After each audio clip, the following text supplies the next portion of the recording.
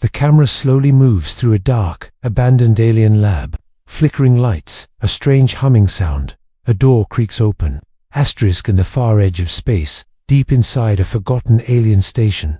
A young human explorer named Arik found something no one was supposed to find. A sealed chamber, a girl inside, eyes glowing with fear, veins shining silver, barely alive. She looked up at him and whispered the words that would change everything. They hunted me for my DNA, human, and now, only you can save me.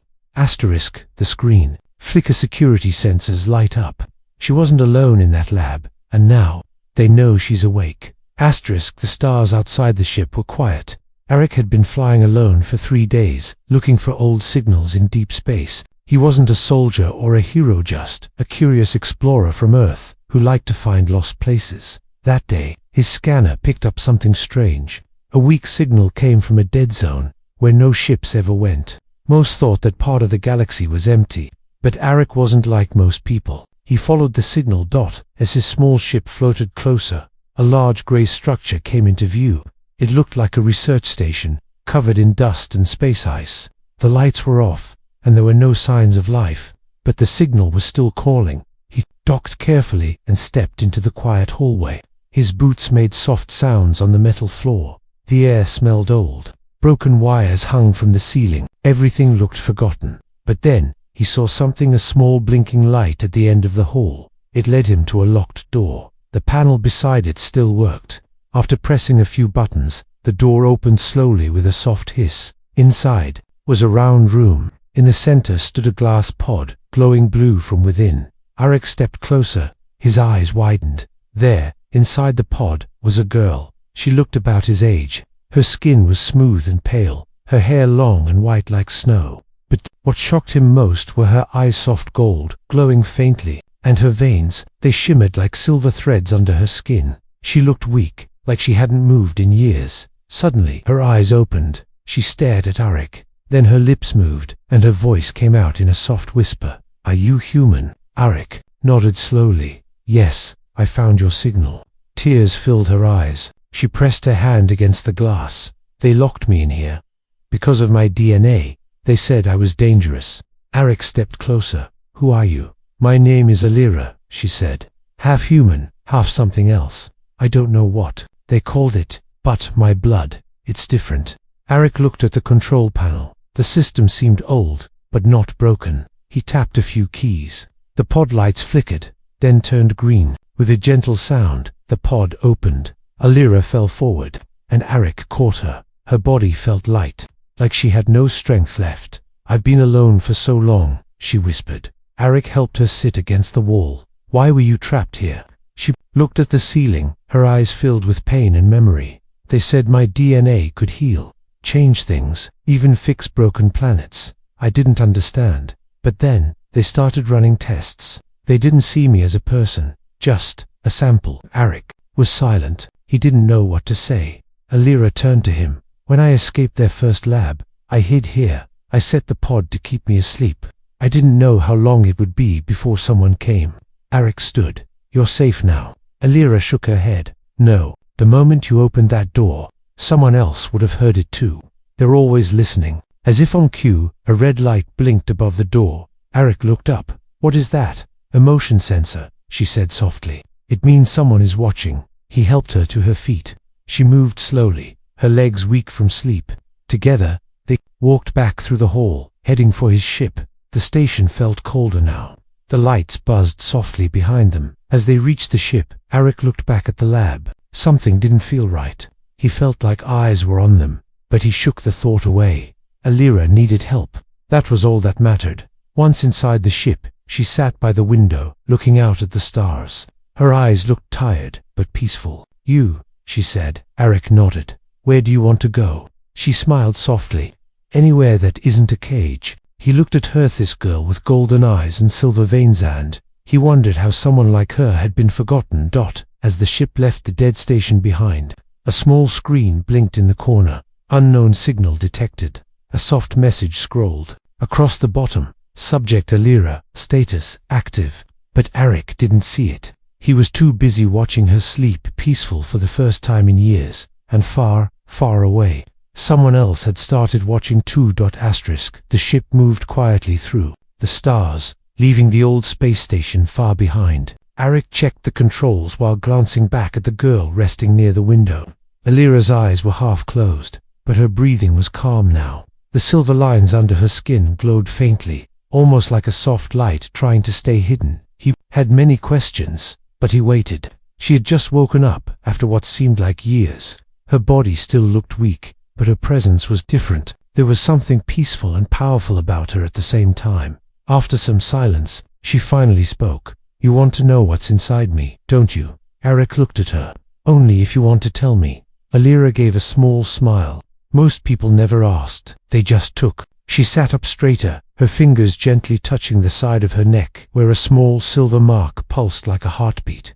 "My DNA is not normal," she said quietly. "It can change things, heal things, maybe even rebuild life." Arik frowned. "How do you know that?" "They told me," she replied. "Before I ran. They tested it. My blood made plants grow faster. It repaired damaged cells. It even brought a small dying animal back to full health in minutes." She looked down at her hands. "That's when they stopped treating me like a person."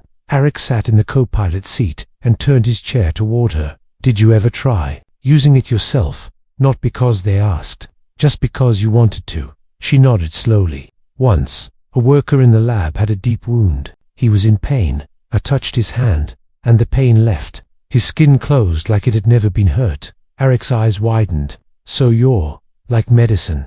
Alira shook her head.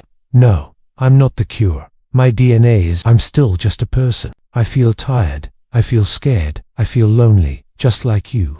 The ship's monitor blinked. A soft beep warned them they were entering a quiet area of deep space dark, with no stations or satellites nearby. It was peaceful, but too peaceful. Alira stood slowly, holding onto the wall for balance. "I don't want to be used again," she whispered. "That's why I ran. But even when I sleep, they follow." Arik turned to the screen. "Who are they?" "I don't know all their names," she answered. "But there were different groups, scientists, leaders, even people from outside your galaxy. They were afraid of what I could become, or excited. Some thought I was the key to power. Others thought I was a mistake." She stepped closer to the main window. "No one ever asked me what I wanted." Arik paused. "What do you want?" Alira smiled again, but this time it looked sad. "I want to live somewhere quiet, somewhere where I can sit under the sky and not worry if someone is tracking my heartbeat. I want to plant a tree, touch water, talk to people who don't look at me like I'm a secret." The ship's lights dimmed slightly as they passed through a shadow zone. The stars outside seemed fewer now, like the universe was holding its breath. Suddenly, the navigation screen flickered. "Signal detected." Arik read aloud. Unmarked. Alira's face changed. She stepped closer and whispered, "That's not just any signal. That's a scan for me." Arik quickly adjusted the settings, but the signal kept repeating. It was slow, like a pulse. "They're trying to locate me," Alira said. "Can they find you on this ship?" "If they're close enough, yes." Arik looked at her calmly. "Then, let's make sure we're not close to them." He turned the ship toward the dark edge of the system. There, among broken moons and forgotten stars, was a sector known by explorers as the Still Path, a quiet region with no beacons, no patrols, and no clear maps. As the ship moved into the shadows, Alira watched him. "You're not afraid of them?" "I'm more curious than afraid," Arik said. "Besides, maybe it's time someone helped you because they wanted to, not because they needed what you had." She sat beside him. "I don't trust easily," she said softly. "Then don't trust me yet," Arik replied with a small smile. "Just rest. When you're ready, we'll figure out where you want to go." Outside the window, the stars slowly disappeared behind dark clouds of space dust. No sound, no lights, just silence. But in that silence, for the first time, Alira felt something warm. It wasn't safety yet, but maybe it was the beginning. The ship floated slowly through the Still Path, a quiet place between forgotten stars. There were no satellites, no signals, and no signs of life. It was the kind of place where explorers got lost, or simply stopped sending messages. But for Arik and Alira, it was the only safe direction left. Inside the ship, the lights were low. Arik sat near the control panel, reviewing maps and star routes. He looked calm, but inside his mind was full of thoughts. He had never met anyone like Alira. Everything she said, everything she carried in her body, felt important, too big for one person to handle. Alira stood near the observation glass, watching the strange space outside. The stars looked distant, here, as if they were behind a curtain. Her golden eyes reflected the soft light of the ship. Her hair floated slightly in the low gravity. She looked peaceful on the outside, but her hands were shaking. "Is this place always so quiet?" she asked. "Mostly," Arik replied. "No ships come here. There's nothing to find." She smiled faintly. "Sometimes nothing is better than being found." There was a short silence between them, but it wasn't uncomfortable. Arik leaned back in his chair. "Do you remember anything about your parents?" Alira turned slowly. "Only voices. I was very young. I remember someone holding my hand. They were kind, but then the labs took me in. After that, it was all tests, numbers, and machines." Arik nodded. "I grew up with stories about aliens. Some were scary, some were smart, some were beautiful, but none of them ever cried." Alira looked surprised. "You think I'm like those stories?" "No," he said simply. "You're real." She didn't know what to say to that. A soft beep came from the control screen. Arik checked the monitor. Another signal. Her expression changed. "Same type as before?" she asked. "Almost," he said. "But this one, it's weak, like it's trying to hide." Alira moved beside him. Her hand hovered over the console. "That's not a hunter. That's something else." The screen blinked again. A soft tone played, almost like music. Alira listened closely. Her eyes closed. "I've heard this before," she whispered. "Back when I was still at the first lab. It came from another room. I thought it was a message. Something calling out." "What kind of message?" Arik asked. She looked at him carefully. "A warning, but also a map." Arik raised an eyebrow. "A map? I think there's a place ahead. Something hidden. Something not on your charts." Arik adjusted the ship's direction. The new path curved around a silent asteroid field and moved toward a cloud of dark light. It shimmered like oil in water, something not fully seen. As they got closer, the signal grew stronger. The soft tone played again, now with more notes. It wasn't just noise. It sounded like a voice trying to speak in music. Alira touched the glass and whispered something in a language Arik didn't understand. "What did you say?" he asked. "It means, we're here." It's part of the old speech. One, I thought. I had forgotten. The ship slowed down as a structure appeared behind the space cloud. It wasn't large, maybe the size of a small moon, but it looked smooth, like glass carved into shape. No doors, no lights, just a round form floating in silence. Arik stared at it. "What is that?" Alira's voice was quiet. "I don't know, but I think it's connected to me." As they moved closer, the ship's controls began to respond on their own. Soft lights filled the cockpit. Words appeared on the screen, but they were in a language Earth had never seen. Alira stepped forward. Her hand reached out, and the lights grew brighter. "Something here remembers me," she said. "Should we land?" Arik asked. She nodded, still focused on the glow. "Yes, I think it wants to show us something." The ship moved gently, guided by something unseen, and touched down on the surface of the silent station. The moment it did, the outside began to change. Lines of light moved across the surface, forming a door slowly, calmly, like it had been asleep for a long time and was now waking up. Alira's heart raced. Her body felt warm. "I feel connected," she said softly. Arik stood beside her. "Do you trust it?" "I'm not sure," she answered. "But I think this place has answers I need." As the door slowly opened in front of them, a soft wind escaped the structure. It carried a strange scent, something like a memory. Arik looked at her. "Ready?" She took a deep breath. "Not really, but I don't think I can turn back now." Together, they stepped forward, and the door welcomed them in. The door opened without a sound. A soft light came from inside the strange structure, warm, golden, and calm. It did not feel cold like the stations or ships Alira had known before. It felt gentle, as if the place itself remembered kindness. Arik and Alira stepped in slowly. The floor beneath their feet felt smooth, not metal, but not stone either. It was something in between. The air inside was easy to breathe, carrying a faint smell of flowers that no longer grew on Earth. The walls shimmered with colors that moved like water, shifting gently as they walked. Alira's hand brushed one of the walls. A small light responded. To her touch, It moved under her fingertips like it recognized her. Arik watched closely. "You've never been here before, but it knows you," he said. "I think my DNA is the key," she replied softly. "This place is alive in a way, not like a person but like a memory that never forgets." They reached a wide open chamber. In the center floated a glowing orb, suspended by nothing. It turned slowly, showing moving shapes inside planets, stars, symbols. Alira stepped toward it, and the orb responded. A soft voice filled the room. It did not speak in any known language, yet both of them understood it clearly. The voice was calm and slow, like wind passing through leaves. "Welcome, child of balance." Alira looked up. "Child of what?" The voice continued. "You carry what was never meant to be mixed. Human soul, ancient seed. The balance we once feared now walks again." Arik took a step forward. "What is this place?" The voice answered without sound. "This was a safe house, built long before your time, long before Earth knew the stars. It holds memories, knowledge, and choices. It waits for those who can open it." Alira touched the orb gently. Her eyes filled with a soft light. Images flashed, memories, not hers, planets blooming with life, fields of energy, beings made of light and thought. And then, darkness, a sharp silence, doors closing, everything hidden.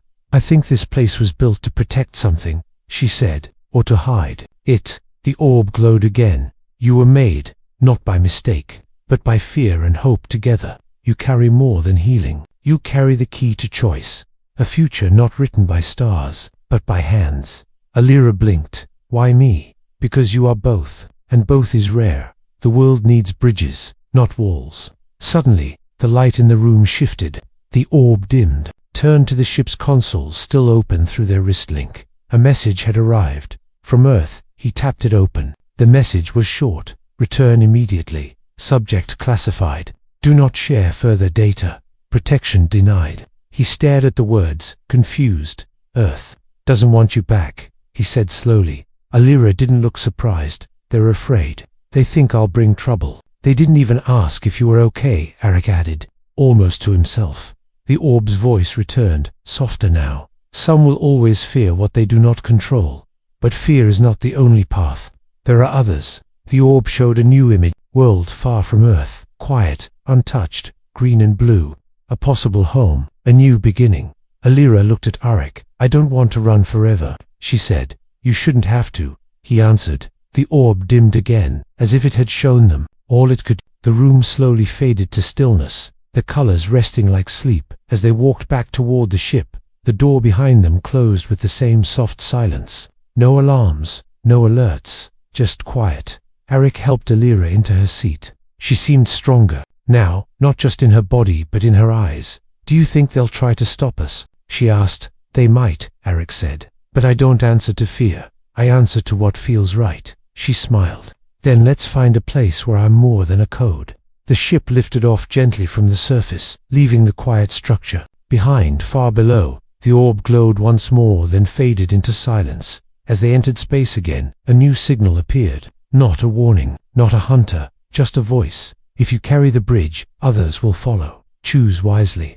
And then, silence. Once more, but in that silence, hope had started to grow. The journey away from the ancient structure was quiet. Arik kept the ship on a soft course, not rushing, not hiding, just floating between stars, giving Alira time to think. She sat near the window again, knees pulled close to her chest, eyes tracing the slow movement of the stars outside. Her body was getting stronger, but inside, she still carried a quiet storm. Arik finally spoke, breaking the stillness. "Do you feel different now?" Alira didn't turn right away. Then she said, "Yes, not stronger, just ... more real. Like I've remembered something I didn't know, I forgot." Arik nodded slowly. "That place we found, it called you something. Child of balance. What do you think it meant?" "I'm not sure," she whispered. "But I think it means I'm not just made to heal. I'm made to choose." They continued their path toward a neutral space station, a small one that allowed ships from across galaxies to rest, trade, and refuel. It wasn't under Earth's rule or the reach of those who once studied Alira. Arik hoped it would be a quiet stop, but quiet wasn't always safe. When they arrived, everything looked normal. Ships docked in slow motion, lights blinking along the curved platforms. As they entered the station, no one looked twice at them. Arik walked beside Alira, who wore a light hood to cover her glowing features, just enough to blend in. They passed food stalls, old tech shops, and small repair rooms. Everything felt alive, busy, normal. Then, without warning, someone whispered, "Is that her?" Alira paused. Arik glanced behind them. A man stood at a corner, holding a tablet. His eyes were fixed on the screen, not on them. But the image on the screen was Claire Alira's face. They didn't run. They walked quickly, carefully, back to the ship. Inside, Arik locked the doors. Alira sat down, her hands tight in her lap. "I knew this would happen," she said quietly. "No place is hidden forever." Arik checked the system. No damage, no alerts. "But someone on that station recognized you, or your DNA." Alira looked up. "How could they know?" Arik hesitated. Then he looked at her with calm eyes. "Alira, before we left the ancient structure, the ship scanned your energy. Not just your body, but the light you connected with. I think something in the system may have stayed active. Someone might have picked up that reading." Her face didn't change. She just nodded. "I understand." But Arik wasn't done. He opened a small panel beside her seat. Inside was a small silver container, no bigger than his hand. "I also did something else," he said. "When you touched the orb, part of your energy stayed in the system. I saved a sample, just one drop, in case something went wrong." Alira reached forward, gently holding the container. "I don't want to be just a source again," she said. "You won't be," Arik replied. "But this drop it could change things. Not just heal bodies, maybe even heal trust, or fear." She looked at him, unsure. "There's a world near this sector," he continued. "Mostly dry. Crops fail every year. Water is clean, but the soil is empty. What if we gave them just one tree, one field of green?" Alira stayed silent for a moment, then she nodded. "Let's try." The journey was short. The planet was simple, with low mountains and golden skies. Arik landed near a quiet village. No guards, no governments, just people trying to grow food and raise their children. He walked out first, holding the small container. A group gathered, no one spoke. Then Alira stepped out of the ship. Her hood was down. Her eyes glowed gently. People stared, not with fear, but with wonder. Arik knelt and poured the contents of the container into dry soil. Alira stepped beside him, her hand hovering above the earth. The light from her skin touched the ground, and then a green sprout appeared, followed by another dot, and another. Within minutes, a full garden had grown where there was only dust before. The people didn't cheer. They simply stood still, watching. One of the older women stepped forward, touched the green leaves, and smiled with eyes full of quiet thanks. "You're welcome," Alira whispered. Back on the ship, Arik watched her from the pilot's seat. "You just changed that village's future," he said. "I only gave them what they should have had," she replied. He looked at the scanner. Still no signals. Maybe they didn't trace us this time. Alira didn't answer. She looked out the window, watching the wind move through the trees they had helped grow. For the first time since he met her, Arik saw something in her face that wasn't fear, or sadness, or pain. He saw peace, even if it was just for a while. The garden on the quiet planet continued to grow for days. Every hour, something new appeared: small fruits with golden skin, flowers that shimmered in the soft wind, and vines that hummed lightly when touched by the sun. The people of the village never tried to own it. They simply cared for it, watered it, and sat near it in the evenings like it had always belonged to them. Alira spent her time walking barefoot across the grass, sometimes with a child beside her, sometimes alone. She didn't speak much. She didn't need to. The villagers knew. She had given them something rare, not just food or beauty, but a new beginning, and she asked for nothing in return. Arik watched from the edge of the field, smiling to himself. For the first time since they left the abandoned lab, he felt the pressure lift from his shoulders. The long journey, the fear, the running, it had all led here. A place where hope had taken root. But peace is a gentle thing, and gentle things attract attention. It started with a message, not from Earth, not from a hunter, but from a small independent counselor group of humans and off-worlders who believed in peaceful knowledge sharing. The message was kind, respectful, and curious. They had heard rumors about a strange growth on a once barren planet, crops that shouldn't exist, flowers with no known roots. They didn't ask for the source. They only asked to learn, not to take, only to understand. Alira listened carefully as Arik read the message aloud. Then she nodded. "We'll meet them," she said, "but only if they come here. Not in ships, not with weapons, not with plans, just hearts." And so, a week later, 2 small visitors arrived. One was a gentle-spoken scientist from Mars, the other, a healer from a distant star colony. They wore no uniforms, carried no tools, only a small recording orb, and notebooks filled with questions. They sat with Alira under the tree she helped grow, and they listened. She told them everything, not in one day, but over many evenings. She shared what the lab had done, what the ancient place had shown her, and how her body carried a light, not meant for control, but for balance. She told them about fear, about how it builds when people don't understand something, and about how kindness is sometimes the slowest, but strongest answer. The visitors did not write every word. They simply nodded. Sometimes they cried. Sometimes they laughed, but mostly they listened. And then, quietly, they asked the one question she had waited years to hear. "What would you like us to do?" Alira looked at them. Then she looked at Arik, who stood behind her with quiet eyes. "I want to stop being a secret," she said, "but I don't want to become a symbol. I'm not hope. I'm not a cure. I'm just someone who wants to help where help is needed." The scientist nodded. "We can share your story. Not your blood, not your image, just your voice, your truth." Alira smiled. "That's enough." In the weeks that followed, something beautiful happened. More people came, not in crowds, not to stare, but to offer help. Builders brought tools. Teachers came for the children. Artists painted the garden and shared songs inspired by the wind in the leaves. No one tried to own the place. It stayed quiet, soft, and shared. One evening, as the stars above the village shone brighter than usual, Arik sat beside Alira on the small hill overlooking the field. "You were right," he said. "The world didn't need a cure, it needed a choice." Alira looked at him. "And you were the first one to give me that choice." They sat in silence for a long time, watching the trees sway gently under the starlight. Somewhere far beyond those stars, reports were still being written. Systems were still trying to track her down. But none of that mattered now, because she was no longer running, she was growing, and from the soil she touched, from the hearts she healed, from the words she shared, a new future was beginning to bloom, one not built by fear, but by understanding.